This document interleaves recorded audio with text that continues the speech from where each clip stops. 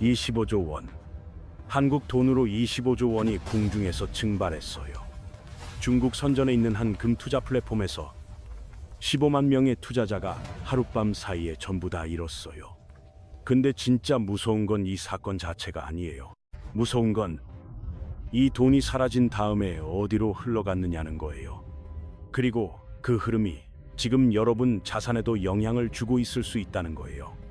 오늘 이 영상 끝까지 보시면 그 경로가 보이기 시작할 거예요. 잠깐 한 발 물러서 볼게요. 겉으로 보면 이건 그냥 단순한 사기 사건처럼 보여요. 플랫폼이 투자자를 속였고 돈이 날아갔고 피해자가 생겼고, 근데 이 사건의 구조를 들여다보면 전혀 다른 그림이 나타나요. 이 플랫폼은 2023년부터 투자자를 모았어요. 전제는 단순했어요. 금 가격은 앞으로 계속 떨어질 거다. 그래서 싸게 금을 사서 나중에 현물로 돌려주겠다고 약속한 거죠. 연 15% 수익률 보장. 이 한마디가 15만 명의 돈을 끌어모은 미끼였어요.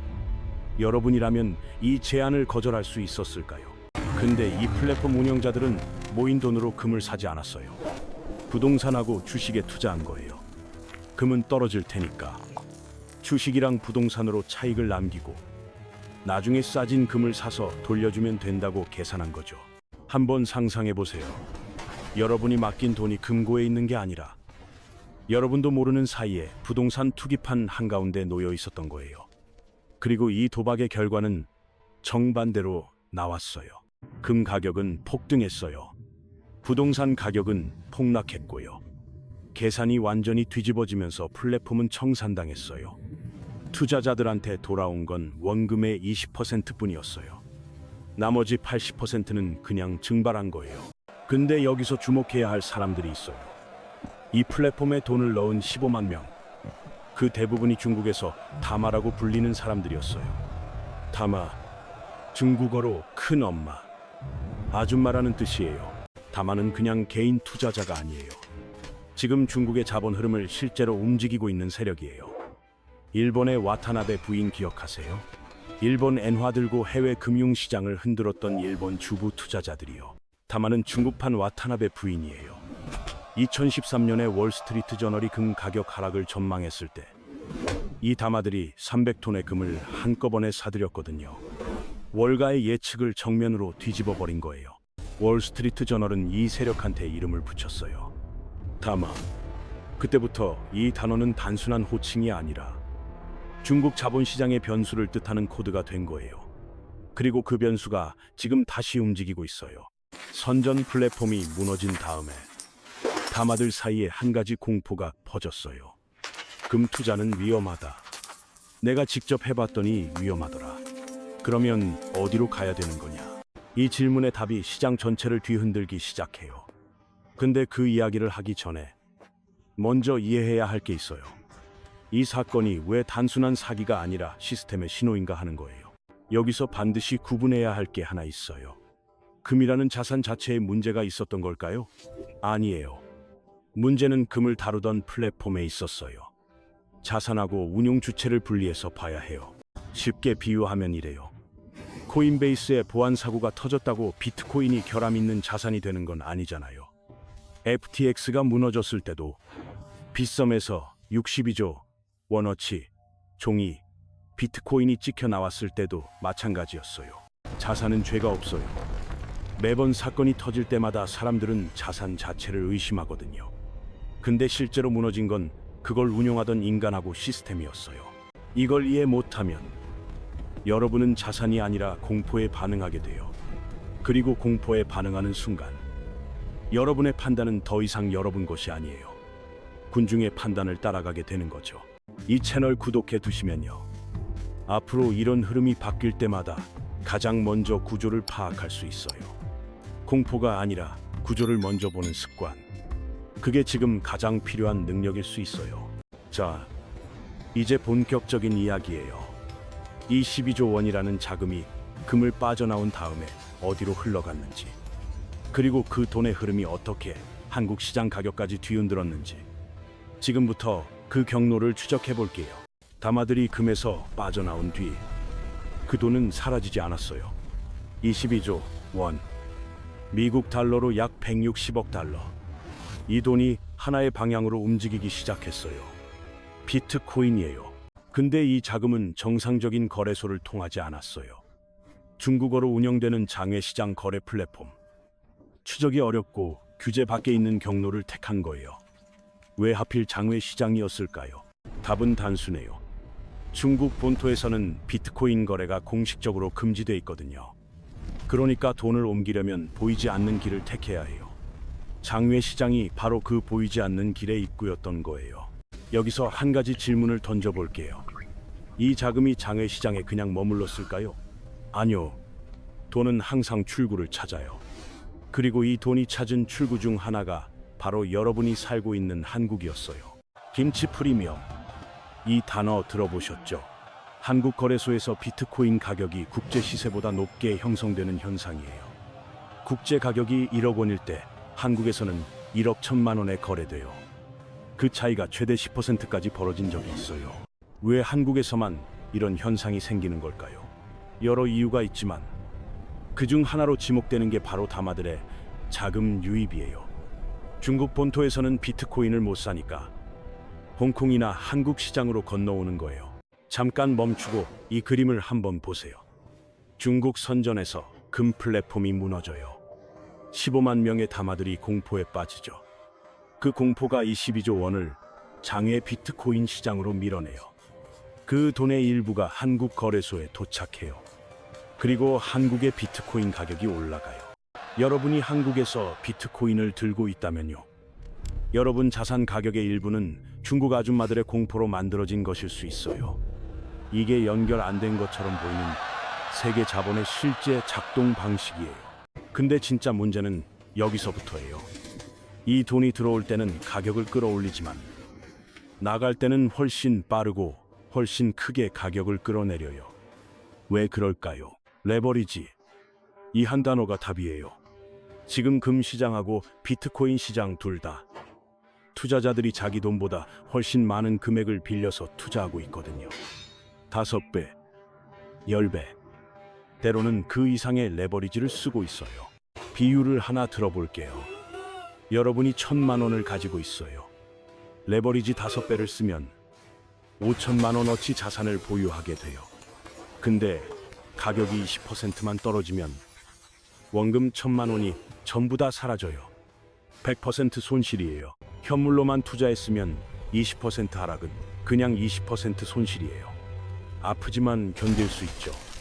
근데 레버리지 5배에서 20% 하락은 전부를 잃는 거예요. 이 차이 꼭 기억하셔야 돼요. 이제 시장 전체 그림으로 확장해 볼게요. 금 가격 변동성이 커지면요. 현물하고 선물 사이에 가격 차이가 벌어져요.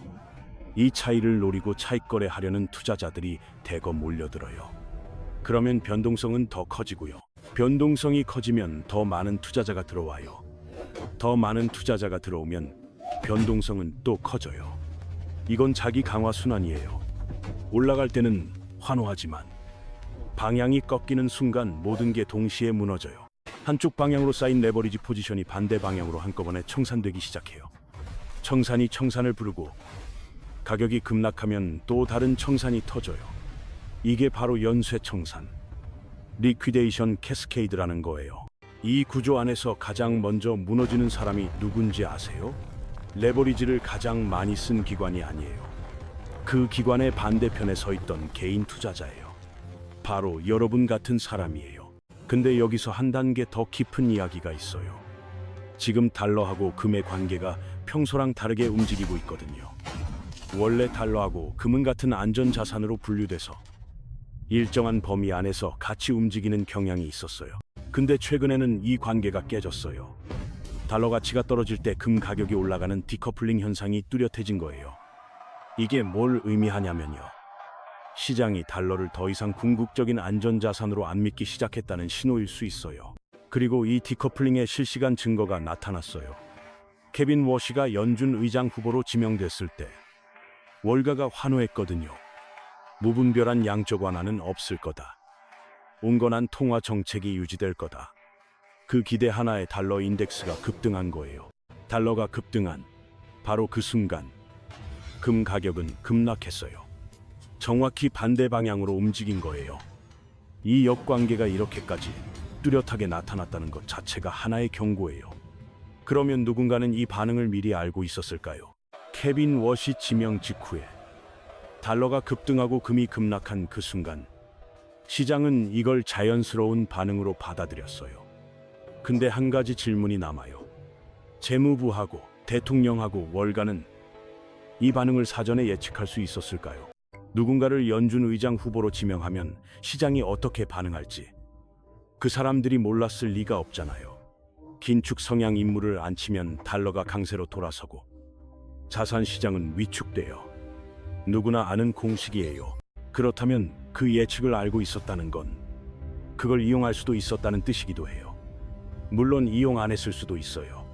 근데 그들의 이해관계하고 시장 반응 방향이 정확히 일치한다면 우연이라고 부르기엔 너무 깔끔한 그림이에요. 워시 지명 소식이 나오자마자 자산 시장이 위축됐어요. 그 직후에 오해였다는 해석이 퍼지면서 시장이 다시 반등했고요. 그러다가 월가가 환호하니까 달러는 올라가고 금은 다시 떨어졌어요. 이 과정을 천천히 되감아 보세요. 공포, 안도, 환호. 이 세 가지 감정이 순서대로 시장을 통과했어요. 그리고 매번 감정이 바뀔 때마다 누군가는 그 방향에 미리 포지션을 잡고 있었을 가능성이 있어요. 여러분이 뉴스 보고 반응했을 때 이미 그 반응은 가격에 반영돼 있었을 거예요. 이게 바로 개인 투자자하고 시스템 내부자 사이의 정보 시차예요. 이 시차를 줄이는 유일한 방법은 뉴스에 반응하는 게 아니라 구조를 먼저 이해하는 거예요. 자, 이제 가장 큰 그림을 볼게요. 지금 벌어지고 있는 일은 단순한 시장 조정이 아닐 수 있어요. 자산의 판 자체가 바뀌는 과정일 가능성이 있어요. 변곡점이에요. 세계는 지금 자유무역에서 보호무역으로 이동하고 있어요. 관세 전쟁이 그 증거예요. 보호무역이 의미하는 건 간단해요. 내 것은 내가 지키겠다는 선언이에요. 성을 쌓는 거예요. 자유무역 시대에는요. 다른 나라 자원이 필요하면 돈 주고 사오면 됐어요. 배 타고 가서 달러 내밀고 원하는 걸 가져왔죠. 그 시스템의 핵심에 달러가 있었던 거예요. 근데 모든 나라가 성을 쌓기 시작하면 달러를 내밀어도 문이 안 열려요. 내 자원은 내가 쓸 거야. 그러면 그 자원을 얻으려면 협상이 아니라 힘이 필요해지는 거예요. 역사는 이걸 제국주의라고 불렀어요.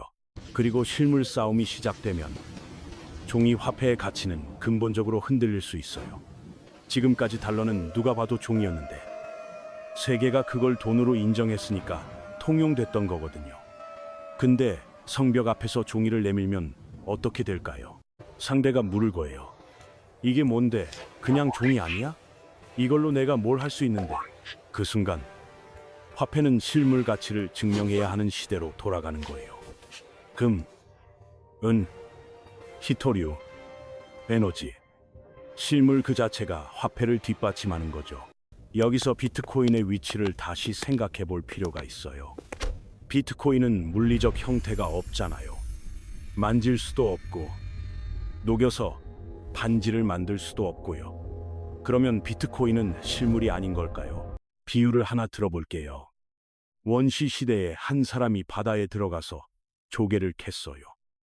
일주일 동안 연마하고 실을 꿰서 목걸이를 만든 거예요. 그 목걸이를 받은 사람은 뭘 받은 걸까요? 조개 껍데기가 아니에요. 일주일치 노동 에너지를 받은 거예요. 그 목걸이를 가져가면 다른 사람한테 일주일 동안의 노동을 요청할 수 있어요. 이게 실물 화폐의 원리예요. 에너지가 투입된 상품은 그 에너지만큼의 가치를 청구할 수 있는 도구가 되는 거예요. 비트코인은 전기 에너지를 투입해서 만들어진 디지털 상품이에요. 물리적 형태는 없지만 에너지가 투입된 커모디티라는 점에서 금이나 조개 목걸이하고 같은 범주에 놓일 수 있는 거예요. 반면에 달러는 어떤가요? 종이에 인쇄한 거예요. 에너지가 투입된 상품이 아니에요. 지금은 모두가 그걸 돈으로 인정하지만 보호무역의 성벽이 높아지고 실물 경제의 힘이 커질수록 그 인정은 약해질 수 있어요. 자, 지금 여러분 앞에 놓인 신호를 정리해 볼게요. 첫째, 중국금 플랫폼 붕괴는 자산의 문제가 아니라 운영 시스템의 문제였어요. 자산하고 플랫폼을 분리해서 보는 눈이 필요해요. 둘째, 다마들의 자금은 금에서 비트코인으로, 중국에서 한국으로 흘러들어왔고 이 흐름이 여러분 자산 가격에 영향을 줄 수 있어요. 셋째, 레버리지로 쌓인 시장은 올라갈 때는 빠르지만 무너질 때는 더 빨라요. 연쇄 청산의 구조를 이해하고 내 포지션에 레버리지가 얼마나 실려 있는지 점검하셔야 돼요. 넷째, 달러하고 금의 디커플링은 세계 화폐 질서가 변하고 있다는 신호일 수 있어요.